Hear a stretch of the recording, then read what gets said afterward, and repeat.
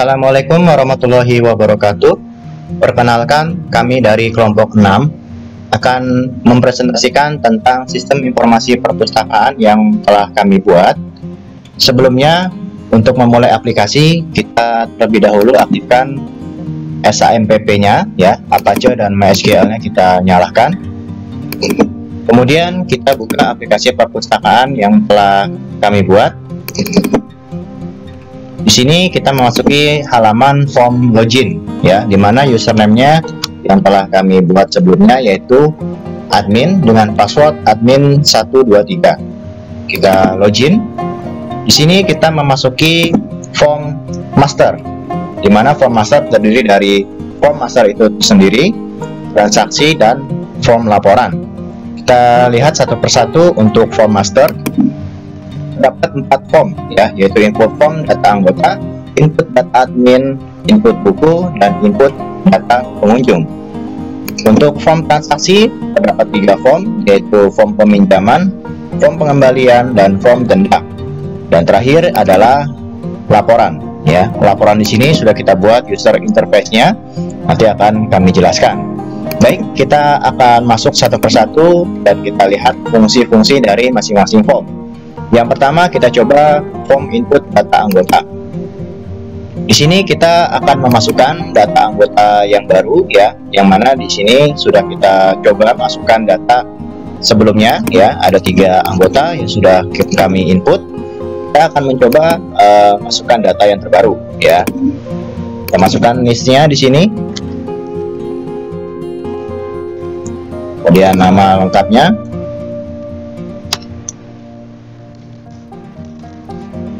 tempat lahir,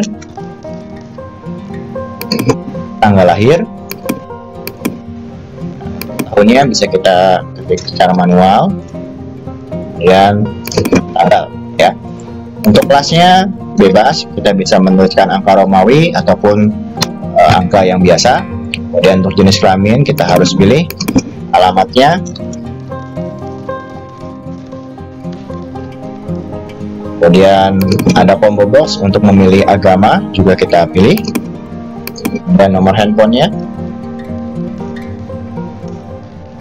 Nah, jika sudah data kita input, kita tinggal klik tombol save, maka data berhasil disimpan dan bertambah di database yang ada di bawah, ya. Ini. Nah, kemudian bagaimana jika kita ingin mengedit nama yang ada di dalam data yang sudah masuk, ya. Sebagai contoh, misalkan ada yang salah nomor induknya, ya, misalkan Angga, kita klik saja nama siswa tersebut, kemudian kita langsung ganti, ya, nomor Indonesia yang ada di atas. Atau namanya juga misalkan mau kita ganti namanya kurang lengkap, ya. Kita tambahkan. Jika sudah, kita klik tombol edit dan data berhasil dirubah, ya. Kita lihat di bawah sudah ada perubahan datanya, ya. Seperti itu untuk menambahkan data anggota yang terbaru, ya. Kemudian kita mau mencoba tombol pencarian di sini, ya. Kita akan mencari berdasarkan nomor induknya, ya. Sebagai contoh 1, 2, 3, 4, 5. Kita cari. Nah, di sini nomor induk mungkin tidak terdeteksi, ya. Kita coba dengan menggunakan nama, ya. Nah, kita cari, ya. Jadi dia bisa mencarinya berdasarkan pencarian nama. Kita coba ulang bagaimana untuk mencari berdasarkan nomor induk, ya. Di sini coba untuk menadikan dengan nomor induk 2021 0001. Ya, dia tidak mau, ya. Jadi kita harus mencari berdasarkan nama di sini. Atau dari tempat lahir. Coba, ya. Ya, jadi di sini kita men-setting mencari berdasarkan nama siswanya, ya. Di sini contoh, ya, Nadia saja. Misalkan ada beberapa nama yang sama, ya, maka dia akan memasukkan atau memunculkan nama-nama anggota yang ada di bawah sini, ya. Jadi untuk nomor pencarian kita memasukkan nama. Baik, untuk penginputan data anggota selesai. Kita coba masuk ke form input data admin. Ya, sama, ya, seperti form input data anggota, kita tinggal memasukkan datanya saja. Untuk admin di sini hanya kita yang tahu, ya, untuk passwordnya, jadi tidak kita tampilkan di sini. Ya. Kita coba buat yang baru. Ya, kemudian kita input namanya, alamatnya juga,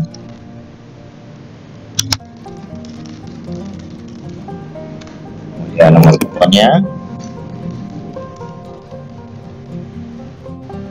username. Nah, di sini username yang akan kita coba masukkan sesuai nama. Maksudnya di sini saya masukkan 145.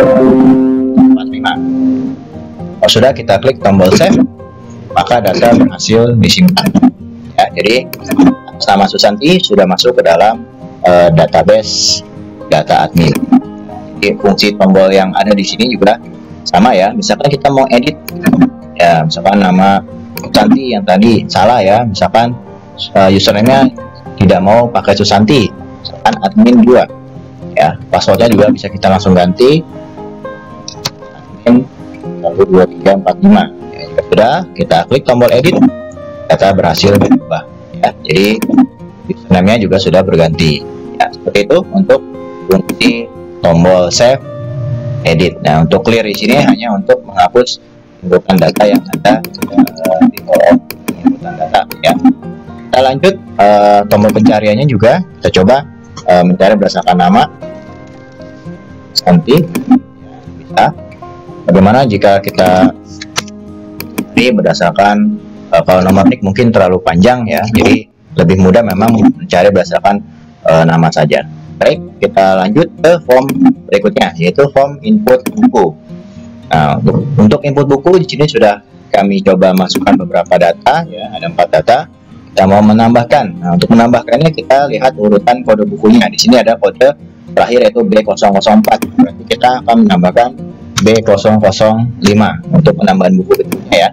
Kemudian untuk judul bukunya, kita misalkan mau menambahkan judul buku Radar Alam. Nah, sinopsisnya adalah misalkan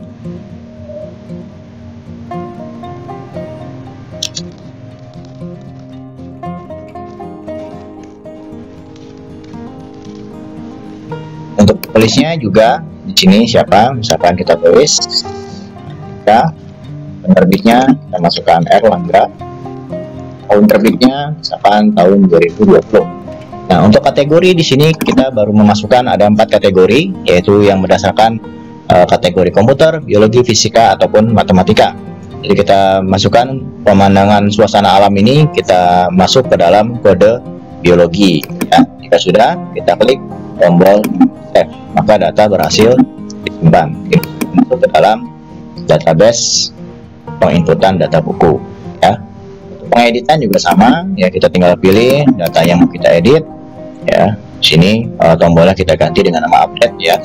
Fisika di sini misalkan mau salah menuliskan ya penerbitnya, nanti Erlangga update, data berhasil diubah ya sesuai yang kita masukkan, yaitu Erlangga. Ini sama ya, kita edit juga misalkan.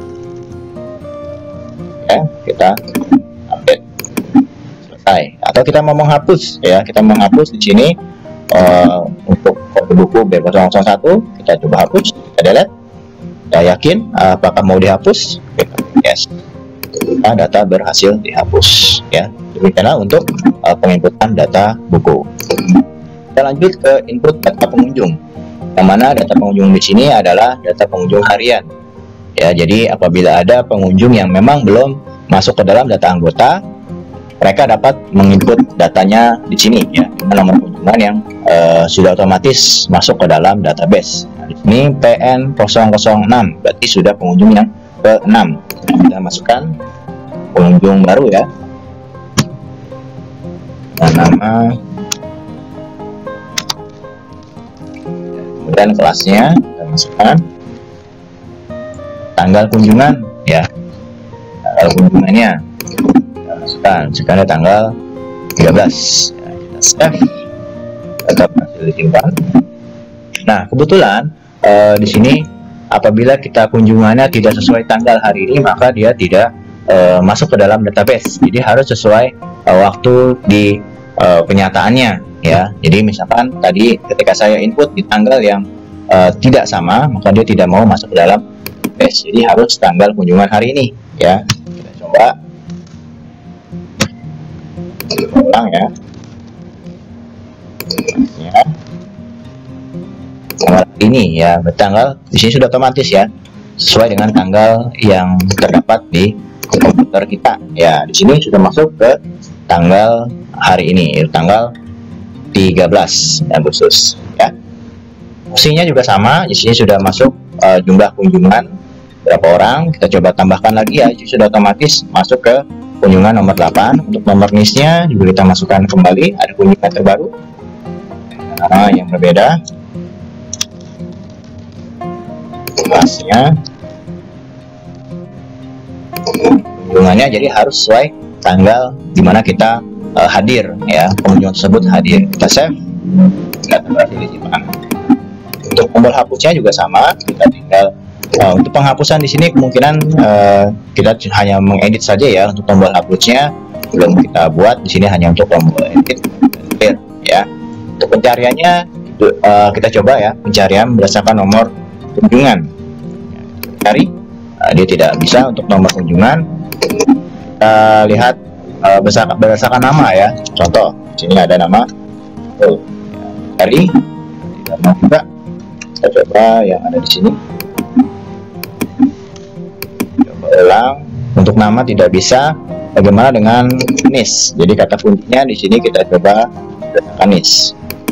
Ya, jadi di sini kita bisa mendeteksi bahwa kata kunci yang kita masukkan harus berupa NIS ya, karena di dalam NIS tersebut sudah masuk ke dalam nomor kunjungan, nama, kelas, dan tanggal kunjungan tersebut ya.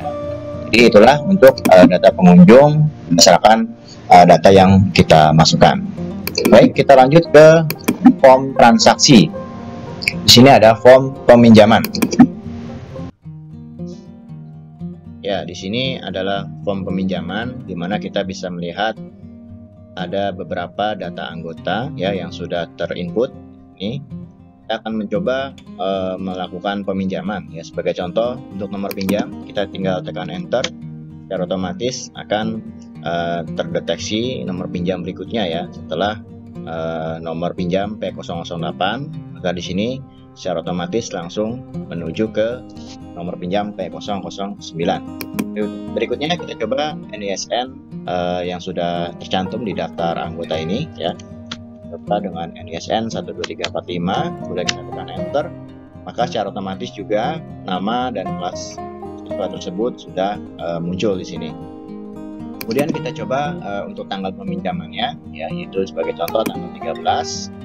Kemudian tanggal peminjamannya juga sama ya, tanggal 13. Kemudian waktu jatuh temponya kita tetapkan tanggal 20.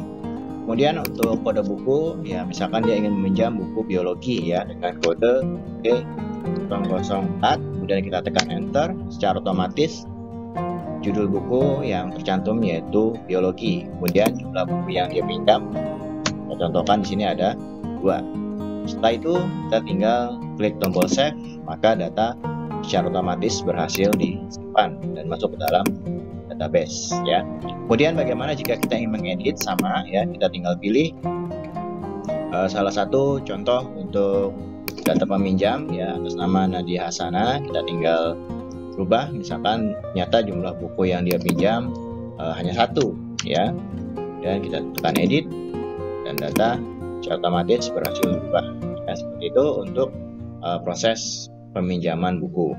Dari data anggota yang sudah tercantum, kemudian secara otomatis masuk ke dalam form peminjaman.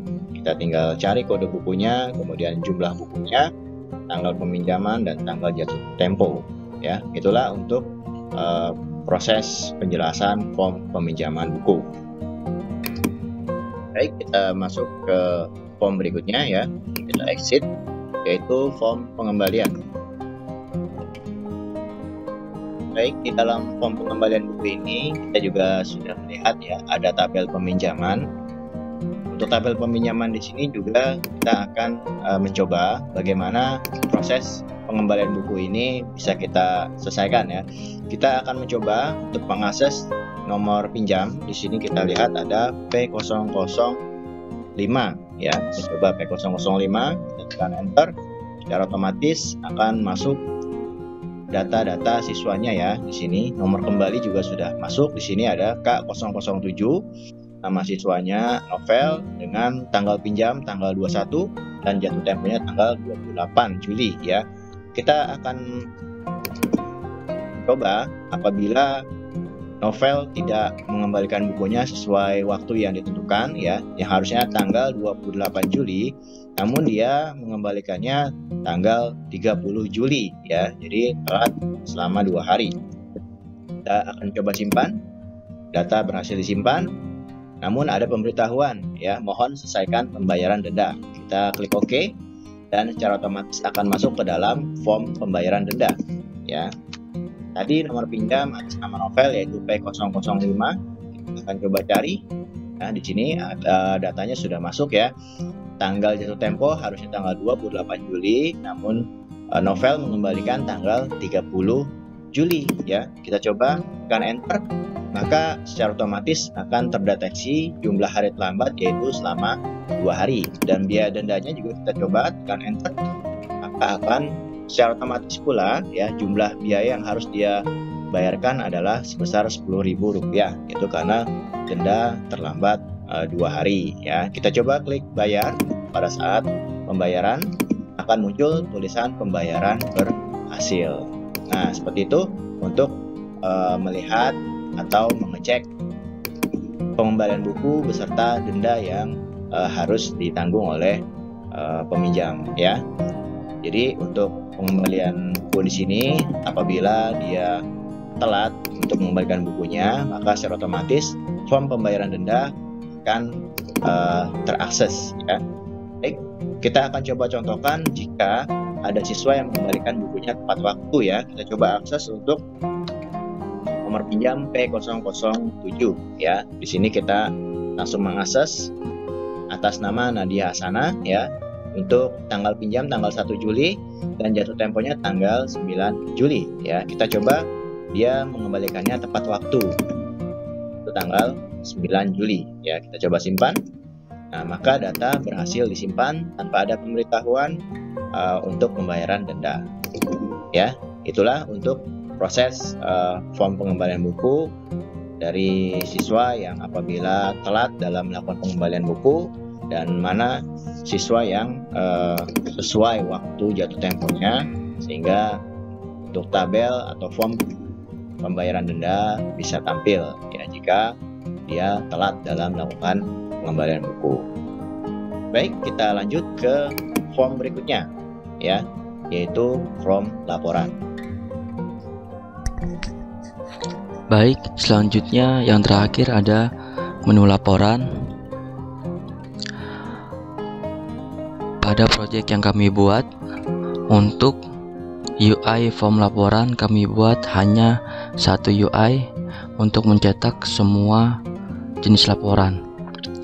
Pada form UI yang kami buat ini terdapat combo box untuk memilih jenis laporan yang akan dicetak, kemudian 2 field tanggal yang digunakan untuk memilih periode tanggal dari laporan, kemudian 2 button untuk mencetak laporan serta tombol keluar, kemudian ada tabel yang akan menampilkan data dari database ketika combo box kita pilih. Baik, saya akan menjelaskan fungsi dari masing-masing yang sudah saya sebutkan tadi. Selanjutnya kita pilih jenis laporan yang akan kita cetak dan kita tampilkan pada tabel. Di sini ada laporan data pengunjung, laporan data anggota, laporan data buku, laporan data admin, laporan peminjaman, laporan pengembalian, serta laporan denda. Kita mulai dari laporan data pengunjung. Di sini akan tampil data pengunjung yang ada di database, kemudian laporan data anggota, laporan data buku, laporan data admin, laporan peminjaman, laporan pengembalian, serta ada laporan denda. Selanjutnya kita akan mencetak laporan data pengunjung. Kita akan mencoba mencetak laporan dari periode bulan Agustus, dimulai dari tanggal 1 hingga tanggal 10 saat ini. Kita cetak print.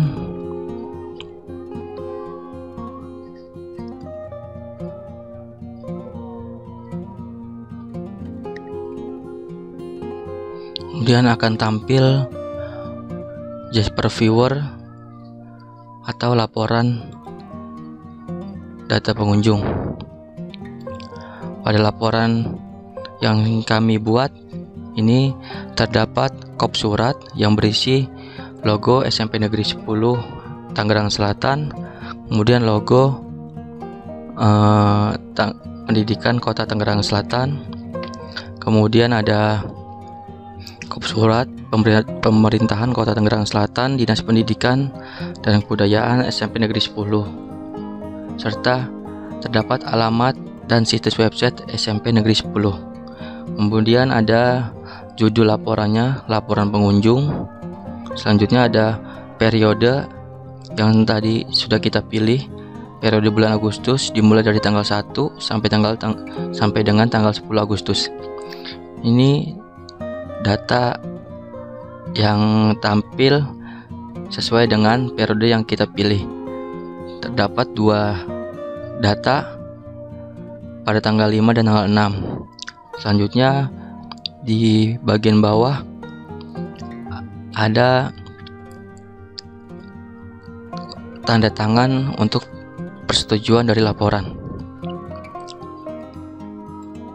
Selanjutnya kita akan mencoba mencetak laporan data anggota.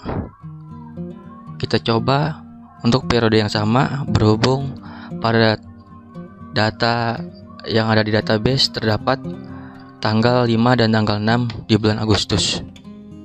Lalu kita cetak print untuk data anggota. Sama halnya seperti laporan pengunjung, terdapat kop surat, kemudian judul laporan, periode, isi, dan tanda tangan untuk persetujuan.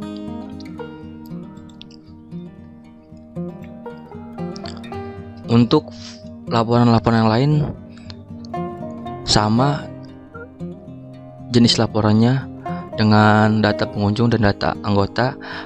Ada perbedaan di laporan peminjaman dan pengembalian. Itu hanya format kertasnya yang kita bedakan, bentuknya menjadi landscape karena banyak kolom yang akan kita cetak pada laporan tersebut.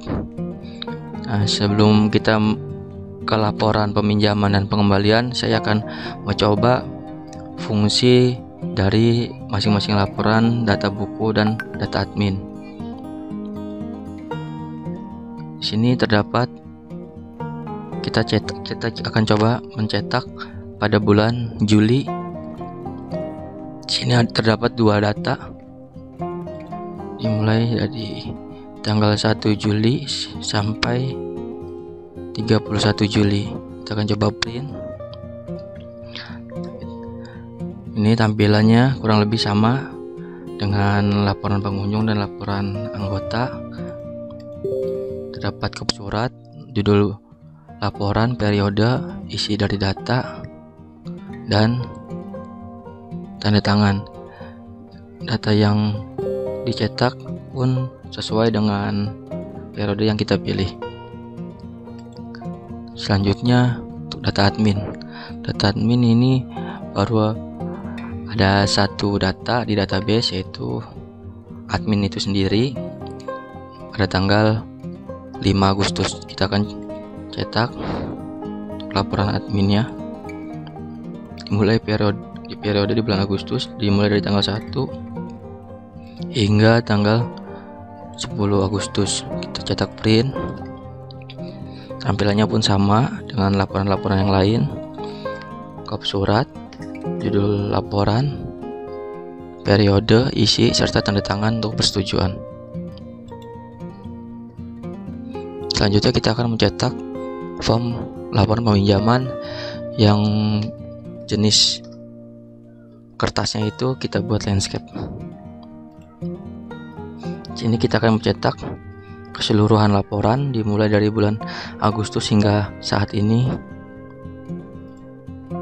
mulai tanggal 1 Agustus hingga tanggal 10 Agustus. Kita cetak print. Nah, di sini kita membuat formatnya menjadi landscape karena terdapat banyak kolom yang akan kita cetak. Nah, datanya pun sudah sesuai dengan periode yang kita pilih, dimulai dari 1 Juli sampai 10 Agustus. Terdapat 6 data. Kemudian bagian bawah pun sama, ada tanda tangan persetujuan. Text sheet. Selanjutnya laporan pengembalian. Pada laporan pengembalian, database terdapat 4 raw data. Itu terdapat 2 data di bulan Juli dan 2 data di bulan Agustus. Kita akan cetak semuanya juga. Cetak dimulai dari tanggal 1 Juli hingga 10 Agustus. Cetak, kemudian print. Bentuknya pun sama dengan laporan peminjaman, yaitu formatnya kita buat landscape. Untuk isi dari laporan ini pun sama dengan laporan yang lain, terdapat kop surat, judul dari laporan, kemudian periode laporan yang dicetak, isi dari laporan, kemudian ada form tanda tangan untuk persetujuan. Dan terakhir ada laporan denda. Pada laporan denda ini terdapat 2 data pada tanggal 5 dan 6 Agustus. Kita akan coba di bulan Agustus dimulai dari tanggal 1 hingga tanggal 10 Agustus. Kemudian kita cetak print.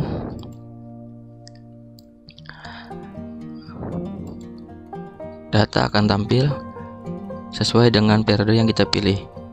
Untuk formatnya ini sama dengan laporan pengunjung dan laporan anggota. Untuk isi dari laporan pun sama dengan yang lainnya, kop surat, judul laporan, periode laporan, isi dari laporan, dan tanda tangan untuk persetujuan.